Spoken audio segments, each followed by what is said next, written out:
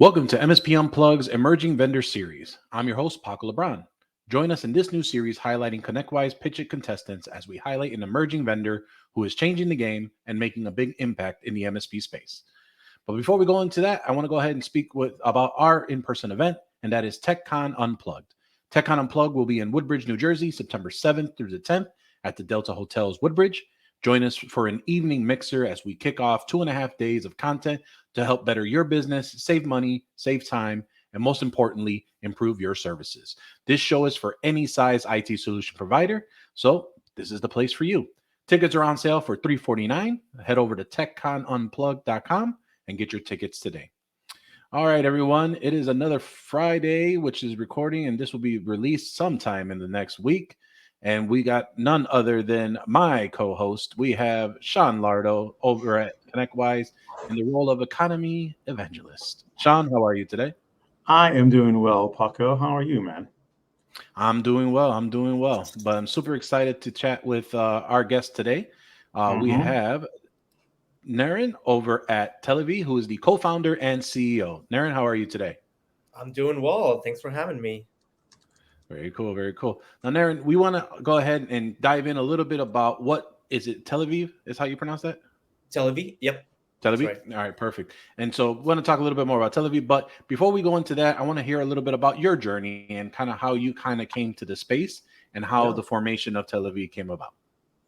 Yeah. So basically, my experience has been engineering at IBM, and in different type of risk management firms, such as Hippo Insurance and such. So for us, when we started, wanted to start a business, kind of a lot of it was around cybersecurity risk and how can we really help small businesses kind of fight and tackle that. We actually started out with creating software for insurance carriers, but we soon realized there that carriers don't really know how to actually assess cyber risk, and brokers don't really know how to talk about it. And MSPs seem to be having a lot of problems too. They seem to be in a better position to talk about cyber risk, but they just don't have the right type of tools to do that. So we kind of pivoted and started building risk assessments for managed service providers so they can have the right type of conversations with their clients. Very cool. Now, as Sean has probably can mention as well, cyber risk assessments, that has been a term used quite often in our space, especially over the last several years. There was one main big player in the time, and then now there's kind of grown and diversified. Can you tell a little bit about kind of what you differentiates or makes your business unique compared to maybe some of the others that are in the space? Yeah, so I mean, what we see a lot of partners do these days is use one tool, a point solution, to essentially run a network scan, right? And then use that to say there's a risk assessment that's been done, and this is what they present to the clients. Or they use some type of pen testing tool to find a very narrow vulnerability and try to exploit it, and try to give that essentially to the client and present that as an assessment tool. And essentially, this is not what risk assessment is about. It's essentially going through all the different areas of security, looking at what type of assets there are, what type of liabilities there are, what type of vulnerabilities that can be pertinent to those types of assets, and how can hackers essentially exploit that, and then putting in the right type of mitigation places.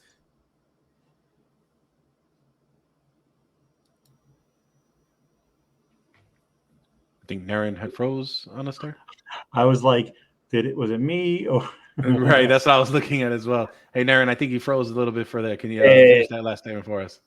no problem. Yeah, so basically, we don't just look at a certain part of security. We look at the holistic aspect of it, find out what the assets liabilities are, how they can be exploited, and essentially give a full action plan on how to build up defenses for that. So that's the full risk assessment process that we empower MSPs to take and do for their clients.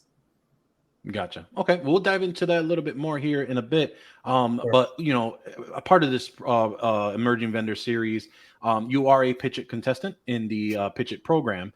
I wanted to Yes. know a little bit about, how did you find out about the program and what made you decide to join it? Yeah, I mean, we were been connected with we've been talking with ConnectWise about being in their marketplace and such even since last year, and there was a lot of kind of excitement around the type of community that they're building and the type of support that they're offering to their partners there. So once we found out that there was a kind of almost an accelerator that's kind of being built, where it can really help us understand more about the type of services that managed service providers need, then for us it was a no-brainer to kind of hop onto that, and really kind of use a lot of the resources that they have provided for us, especially on the marketing front, and kind of making sure we're evaluating the providers the right way. So it's been extremely helpful for us. Gotcha. Now, Sean, I know that obviously with your role inside of ConnectWise, and community has been a big theme from the last several episodes that we've had. Can you share a little bit about how ConnectWise is really approaching community, and especially with the PitchIT program, how they're trying to cultivate that with the partners that are kind of going through this incubator? Sure. No, that's a great question. It's funny because I just had a conversation the other day, and I was more lecturing somebody because that's what I'm good at doing. I realized from having children for so long, and I went, if you build it, they will come, right? That's what, and that's not accurate. Field of Dreams was a great movie, and they built it in the middle of cornfield. They built a field, and it was great, and the people came, but that's not reality, right? But there is a reality. There's a two-prong approach to build it. If you build it, they'll come. One is you build a product that supports, right? You realize that product market fit is there, great. The next thing you got to build is an actual strategy how to navigate a community, right? How to get your name out there in the right places, right times, so people know, and to align yourself.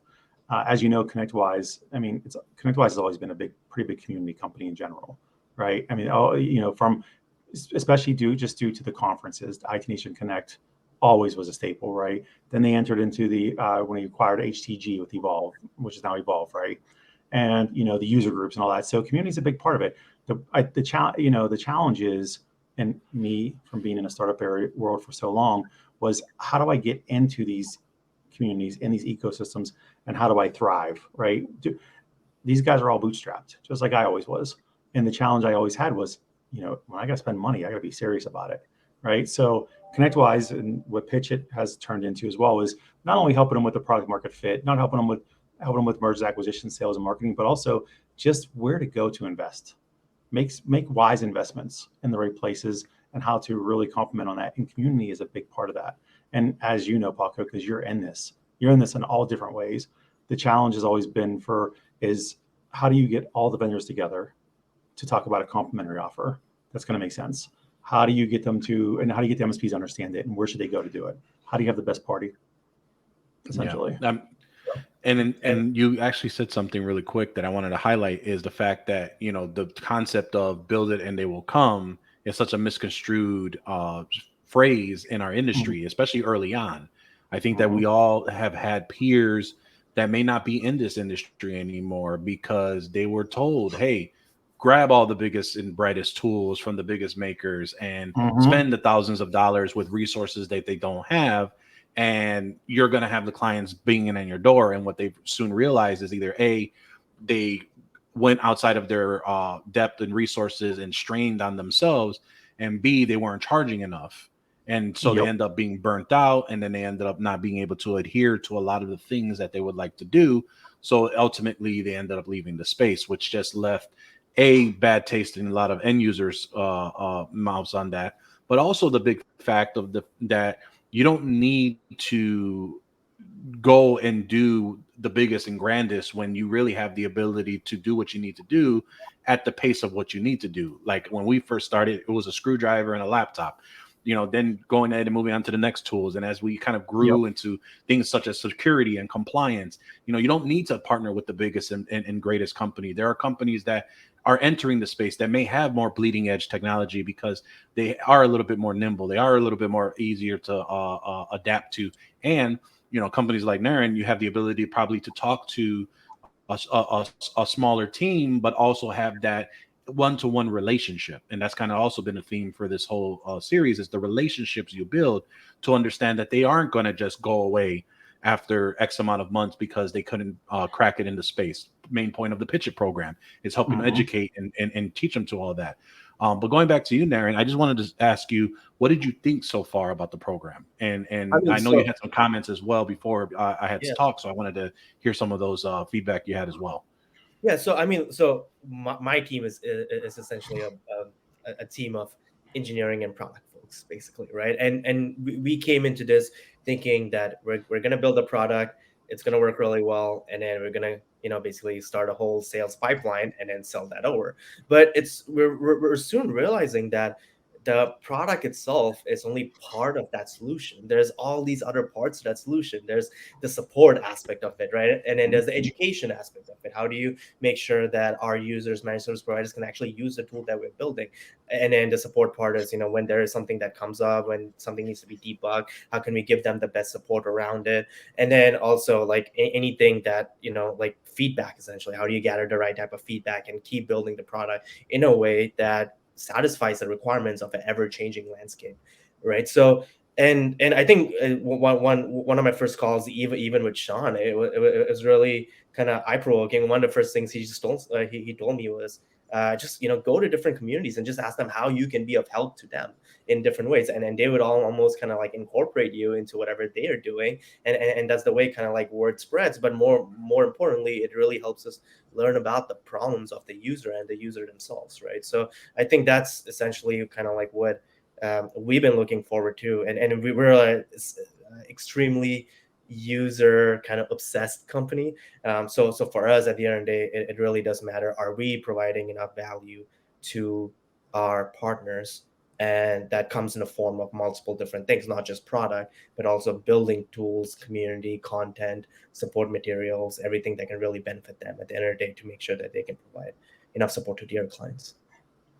Gotcha. Now, as a vendor, and I haven't asked this question before to some of the guests on the show, but I want to ask you, kind of going through this program and really understanding what it is going to probably take to get involved in the channel and understanding that space.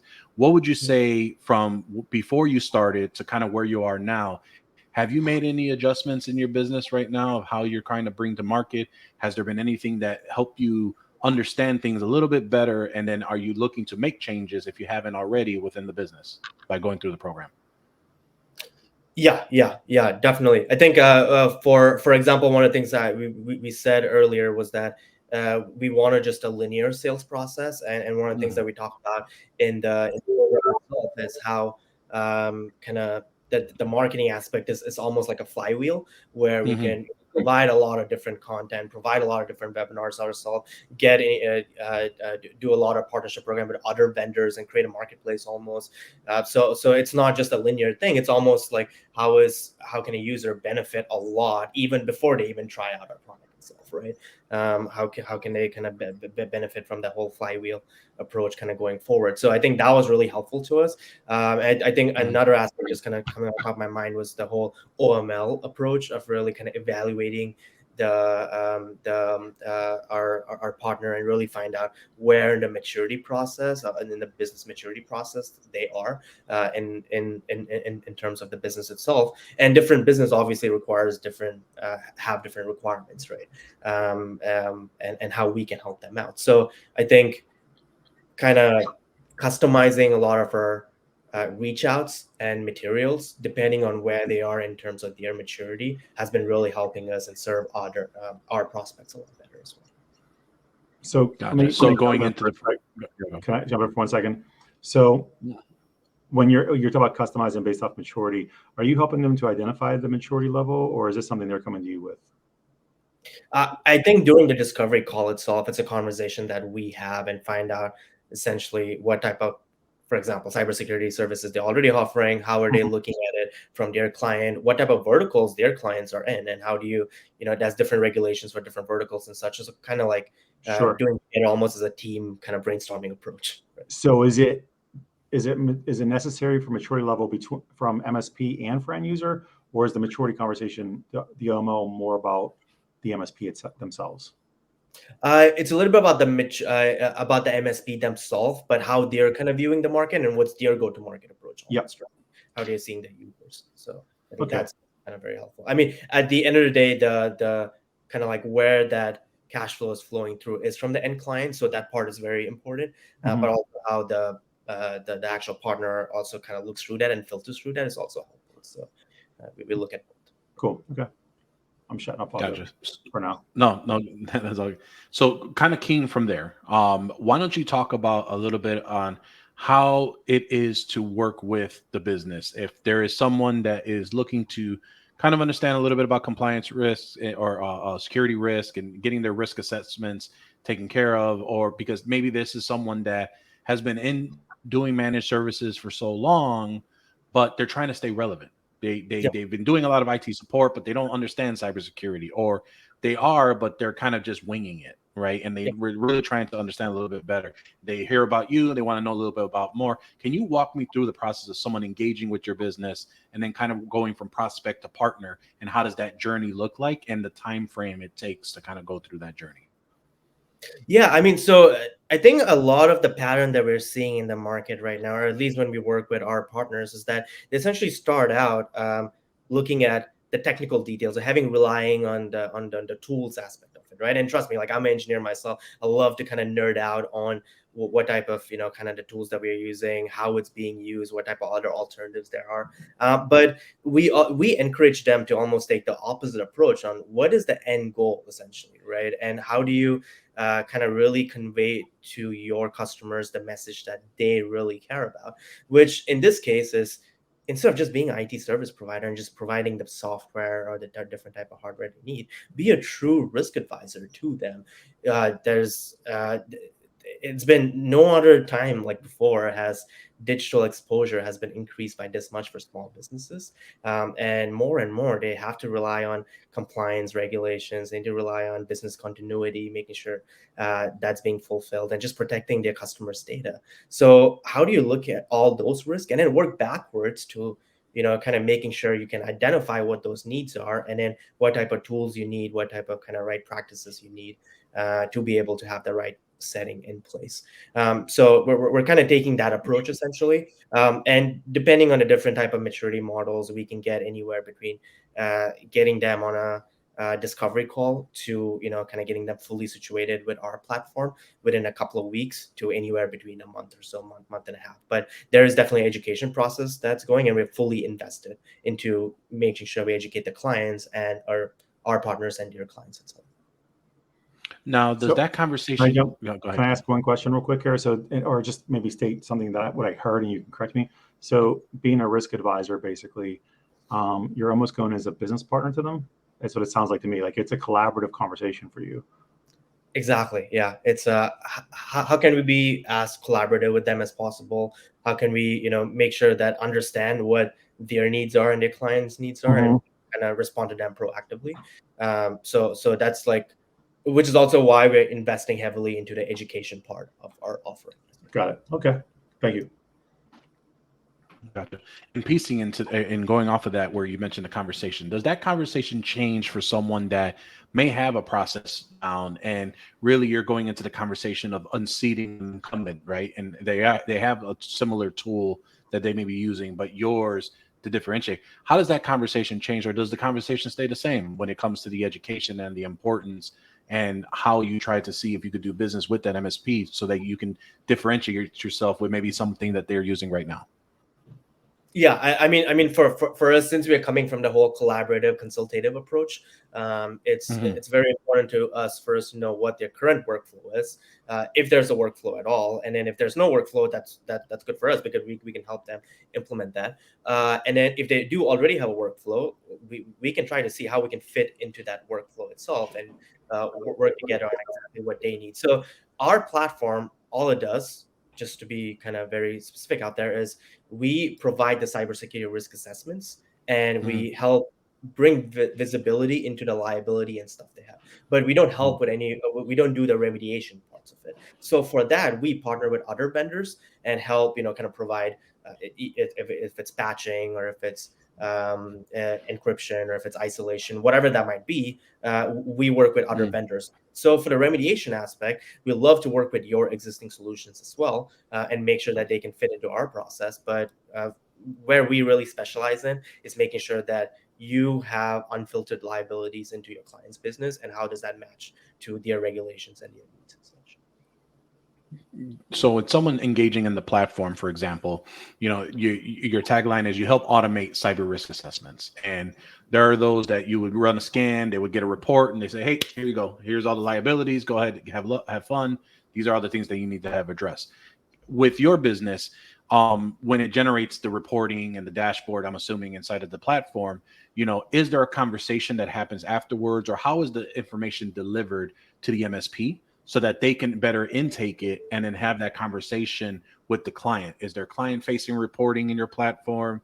Is there an ability for them to help understand what's being given to them? Because I think a common issue that we run into with a lot of that I've seen of vendors in the space is they'll do the compliance risk assessments and assume that the MSP will be educated enough to take that information and have the business advising conversation and the risk advising conversations with the end user, versus just taking a big stack of papers and report and give it to them and say, hey, this is what we need to take care of. Hire us and we'll address it all. Can you share a little bit about how that works with your platform, the conversation, and really how you just make it easier to help with that automation of the cyber risk assessment?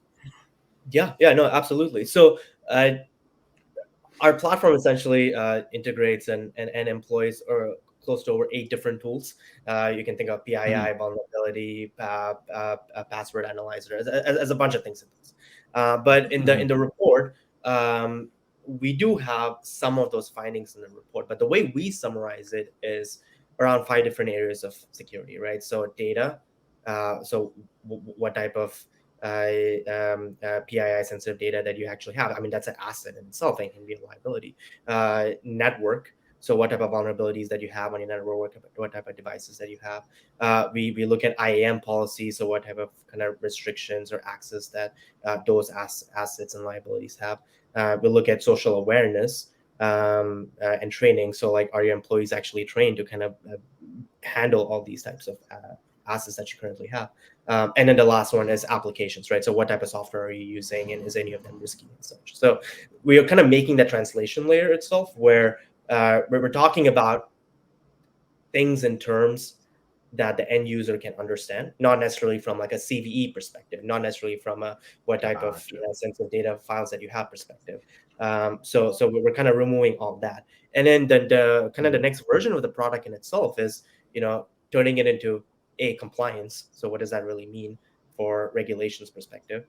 B, what does that mean in terms of insurance perspective, right? Are you in compliance with your insurance and such? And then C, in terms of a quantitative financial perspective. So we do have a financial calculator on our platform itself. So if you were to get hit, how much would that actually cost in terms of business interruption, in terms of liability, in terms of a data breach? So there's multiple different costs associated with it. So those are almost the thing that we kind of keep abstracting the security data more and more to a point where we can have those types of conversations in terms that non-technical clients can easily understand.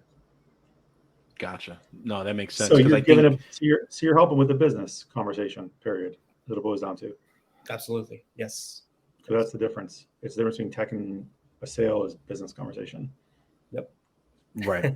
And exactly. And I was just actually going to key off of that is the fact that not only are you helping have the business conversation, because I think that's where everyone should start leading to. I think the days of us focusing on, hey, we'll help you with your technology, we'll help you with your assets, or provide you that endpoint risk assess, endpoint analyzation, all that tech jargon of, hey, pay us and we'll help you as a help desk is gone. I think we're now in a position where, like you just mentioned, is having a business conversation, having the business advisement, and really understanding the point of you're helping not only just you're collecting all the data and reporting, of course, right? But I think the biggest piece of it is you're having a dashboard that is easy for someone to obtain and withdraw the information that they want.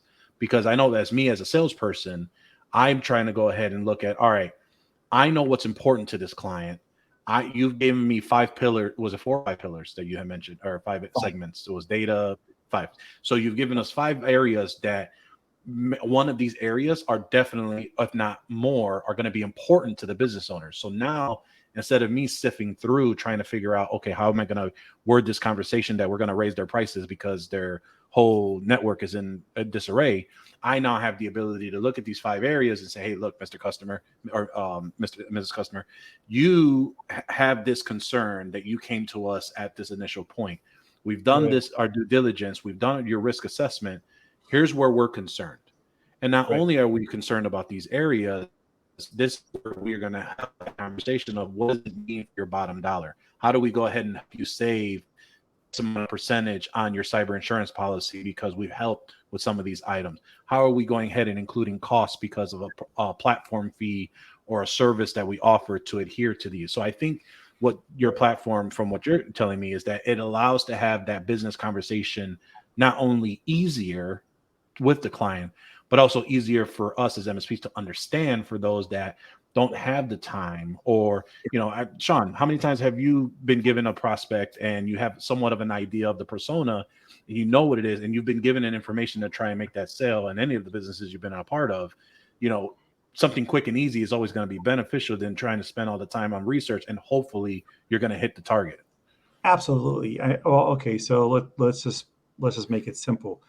Everybody, we know about 80 or 90% of the needs overlap from customer to customer or prospect to prospect. I don't care whether it's a vendor selling to an MSP or an MSP selling to an end user. It's always 89% of the same thing. But everybody still wants to have a say. They have a uniqueness. They have to be heard. That's why they say be the therapist first, right? Be a therapist, ask the questions, get the information, and then have an educated conversation and response. And the educated conversation has to be, it's what we call mirroring. We have to mirror the conversation they're having in their own vernacular. That's the hardest part for most people. Take away the techies, talk about the business need, talk about those things instead, and you're absolutely certain to increase your close percentages and being able to provide the right services. And that's the other part too. I think where vendors make the mistake is when we talk to MSPs, we struggle with the fact that, especially when they're young and upcoming vendors, you're bending over backwards to get business, right? We know that happens, right? The problem is it's the wrong expectations based off of, if I'm the expert of what I'm doing and you're the MSP, I should be telling you what you're supposed to be doing based off what you're trying to accomplish, not you tell me what I should be building because you think you need it. And that's always a challenge too, because when you start doing that and you start chasing, you never provide quality service because you're busy chasing. Yeah, definitely. And again, it's like going to the doctor. If you go see a doctor, doctors and say, I think you should get a cast. They're like, you broke your leg, you need a cast, we're putting it on. They're like, I think maybe, and what material do you think I should use for that cast? No, they're like, you're going to use this is what we're doing. Right. It's like, do you want it to itch or do you want it to itch less? That's what's going to determine what cast I'm going to put on you. They don't care about the material, right? So, and then you also mentioned a phrase of mirroring, which I first heard about that phrase on in the book Don't Split the Difference by Chris Voss. And so that's a great sales book for anyone that wants to learn that. But again, exactly like you mentioned, is that the mirroring is, you have to understand where your prospect, your end user, your client is trying to go, because that's how you make that relatable and that information and that conversation, and how you're deemed as an advisor as well. But Naren, we're kind of rounding out here at the end of the episode. I want to make sure that we've addressed and kind of highlighted everything that your platform, or that you want to help those understand. Can you tell me a little bit, is there anything that you want to add on, or any lasting words to talk about that Telivy that we haven't talked about? And then how would someone go ahead and reach out to you if they wanted to look at the platform and possibly see about to be a partner? Yeah, I think just in summary, right? We help managed service providers essentially become true risk advisors, and can have a very consultative approach to their clients itself. And we do that by providing just a platform that takes multiple different data from multiple different tools, and then kind of creates a mesh layer out of it to really find the insights and translates them to business processes or business sayings that they can actually start using it for the client itself. So there's we'll love to have partners come and engage us, at least on the education aspect of it, and then on top of that, our platform too. All you have to do is just go to www.telivy.com, and then be able to just sign up for account there. Yeah, you get 14 days free trial, and then be able to run an assessment yourself on yourself or on an existing client, and we'll love to kind of walk you through that whole process. And even before that, have a discovery call with us and see how we can really help your business out. So more than looking forward to meeting more partners who want to make that next step in your risk evolution process. Awesome. Sean, any lasting words before we end the show here? No, I think the only word really is you can find these guys on the marketplace. You definitely should. They're certified integrators with us already, which means they've already done their due diligence and not only investing in the next level with monetarily, but most importantly, they go through the certification process with us. So again, when you're looking to select a vendor, we've already done the vetting. They've already had to go through security checks. They had to go through everything. Like it's a pain. It is a pain in the ass for them to do it, but it's so needed. So again, if you're looking for that's as close to a single pane of glass as we can get with this, they integrate with us. If you want to look for people that you can trust, we've already done this with them. And so you should take a look at regardless and give them their feedback. Perfect. Well, Naren, I really appreciate you coming on the show as well. Sean, always a pleasure to have you on the show as well.